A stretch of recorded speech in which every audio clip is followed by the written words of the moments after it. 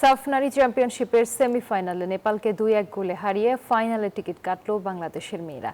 1-0 গোলে পিছিয়ে থেকেও নেপালের বিপক্ষে ঋতুপর্ণা চাকমা ও সাগরিকার গোলে হ্যাট্রিক শিরোপার আরও কাছে মারিয়া মান্ডার দল।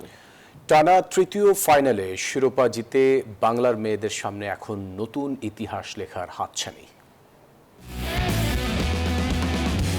ভারতের গোয়ায় আবারও বাংলাদেশের জয়ধ্বনি। সাফ নারী চ্যাম্পিয়নশিপের সেমিফাইনালে নেপালকে 2-1 গোলে হারিয়ে ফাইনালে জায়গা করে নিয়েছে বাংলাদেশের মেয়েরা। 1 গোলে পিছিয়ে পড়েও দুর্দান্ত প্রত্যাবর্তনে জয় তুলে নিয়ে টানা তৃতীয় শিরোপার স্বপ্নকে আরও উজ্জ্বল করেছে মারিয়া মান্ডার দল।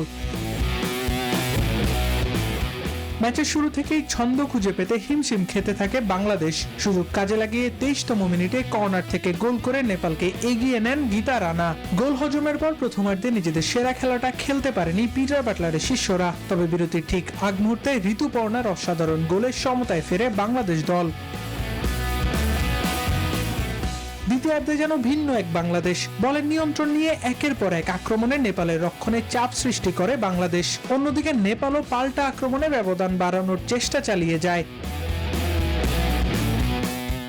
তবে নাটকীয়তার শেষটা বাংলাদেশের পক্ষেই লেখা ছিল। যোগ করা সময়ের ৪র্থ মিনিটে শামসুন নাহার জুনিয়রের বাড়ানো বলে সুযোগ খুঁজে নেন সাগরিকা। তার পায়ের আলতো ছোঁয়ায় বল জালে জড়ালে উল্লাসে ফেটে পড়ে বাংলাদেশ শিবির।